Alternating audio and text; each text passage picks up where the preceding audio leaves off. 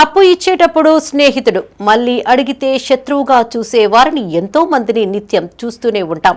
తీసుకున్న అప్పును ఎగ్గొట్టే వారిని చూసుంటాం. కానీ ఎప్పుడో 25 ఏళ్ల క్రితం తీసుకున్న రుణాన్ని తీర్చేందుకు ఓ వ్యక్తి ఏకంగా 1000 కిలోమీటర్లు ప్రయాణించాడు. పాత స్నేహాన్ని గుర్తుపెట్టుకుని మరీ వచ్చి అప్పు చెల్లించిన ఆ మిత్రుడి నిజాయితీని నిజంగా మెచ్చుకోవాల్సిందే. కేరళలోని పాలక్కడకు చెందిన మహమ్మద్ ఇస్మాయిల్, జగిత్యాల జిల్లా ధర్మపురికి చెందిన ఎడ్ల లచ్చన్న దాదాపు 25 సంవత్సరాల క్రితం సౌదీ అరేబియాలోని ఒకే కంపెనీలో కలిసి పనిచేశారు. ఆ సమయంలో ఇస్మాయిల్ తీవ్ర అనారోగ్యానికి గురి కావడంతో రూమ్మేట్ మిత్రుడైన లచ్చన్న కొంత డబ్బును అప్పుగా ఇచ్చి ఆదుకున్నారు. ఇండియాకు వెళ్లాక ఆ డబ్బు తిరిగి ఇస్తానని ఇస్మాయిల్ మాటిచ్చారు.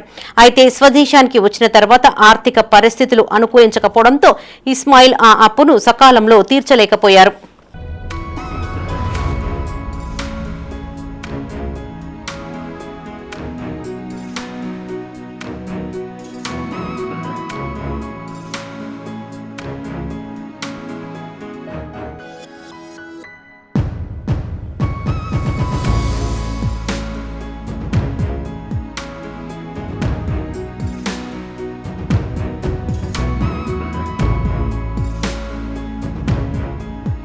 ఈ ఘటన జరిగి ఏండ్లు గడిచాయి. మిత్రుడికి ఇవ్వాల్సిన అప్పు విషయం ఇస్మాయిల్ మనసును తొలిచివేస్తూనే ఉంది.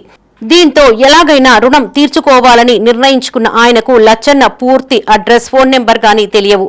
కేవలం లచ్చన్నది తెలంగాణలోని ధర్మపురి అన్న ఒకే ఒక్క విషయం మాత్రమే తెలుసు. ఆ వివరాల ఆధారంగా ఇస్మాయిల్ గూగుల్ మ్యాప్స్ సహాయంతో వెతుక్కుంటూ ధర్మపురి పట్టణానికి చేరుకున్నారు.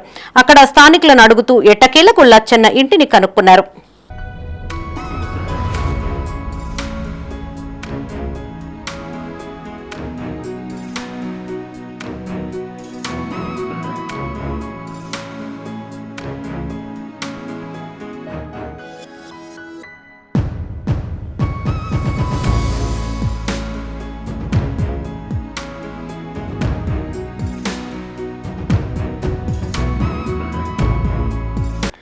అప్పు తీర్చేందుకు కేరళ నుండి ధర్మపురికి వచ్చానని చెప్పడంతో లచ్చన్న కుటుంబ సభ్యులు ఆశ్చర్యపోయారు.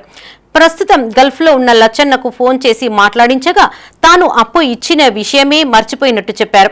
కానీ తన పాత స్నేహితుడు ఇస్మాయిల్ మాత్రం వెంటనే గుర్తుపట్టి ఆప్యాయంగా పలకరించారు. ఇద్దరూ పాత రోజులను గుర్తు చేసుకుని కాసేపు ముచ్చటించారు. ఈ సందర్భంగా ఇస్మాయిల్ 25,000 నగదును లచ్చన్న కుటుంబ సభ్యులకు అందజేశారు. ఇన్నేళ్లుగా తన మనసులో దాగి ఉన్న రుణభారం ఇన్నాళ్లకు తొలగిపోయిందని చెప్తూ ఇస్మాయిల్ భావోద్వేగానికి గురయ్యారు. అక్కడి అవసరం బట్టి ఇచ్చేటి నేను అనుకోకుండా ఎగ్జాక్ట్ వెళ్ళొచ్చిన. అతనికి నేను కలలేదు, నాకు అతడు కలవలేదు.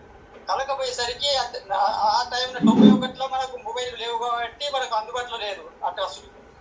అయితే నేను ఎగ్జాక్ట్ వెళ్ళొచ్చిన తర్వాత పాపం అతడు నా కొరకు ఎత్తులాడింది, కానీ అడ్రస్ దొరకలేదు. నేను ఎక్కడ ఉంటానో తెలియదు, అతడు ఎక్కడ ఉంటానో తెలియదు. కేరళ అని తెలుసు, కానీ అతనికి నాకు తెలియదు, నాది అతనికి తెలియదు. కాబట్టి అతడు ఇప్పుడు నేను వచ్చిన తర్వాత 18 ఏళ్లకు ఫినిష్ వెళ్ళొచ్చిండట. నా కొరకు ఎనుకలాడితే నేను దొరకకపోయేసరికి మన గోగుల్లో చూసి, మన ఇంటి ధర్మపురి అని చూసి గోగుల్లో చూసి మన ధర్మపురికి వచ్చిండు అన్నట్టు. వచ్చి ఇంటికి వచ్చి మమ్మల్ని సంప్రదించి నాకు అక్కడ 120 రూపాయలకు, అప్పుడు ఆ టైంన 1000 రూపాయలు అవుతుండే 25 సంవత్సరాల క్రితం. ఆ 1000 రూపాయలకు కలిపి ఏం చేసిండంటే అతని సంతోషంగా మనకు 25,000 రూపాయలు ఇచ్చిపోయిండు అన్నట్టుగా.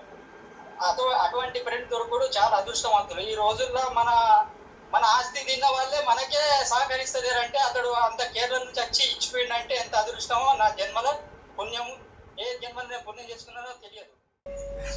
హైదరాబాద్ నుంచి వెళ్ళి మళ్ళీ జగత్యాల నుంచి వెళ్ళి ధర్మపురికి వెళ్ళొచ్చన్న అని అడ్రస్ పట్టుకొని మా ఇంటికి వచ్చి ఫోన్లో పైసలు కొట్టించి మాతోటి ఫోటో దిగి, మీరు ఎంత మంచోళ్ళు, ఆయన మంచోడు, ఆయనే మేము కలిసి తిన్నాం కూడున్నాం, ఆయన కూడా బాగా మంచోడు, ఆయనతోటి ఫోన్ మాట్లాడి మళ్ళా నీకు పైసలు ఇచ్చేది నేను ఇంట్లో ఇస్తున్నా అని ఆయనకు చెప్పిండు.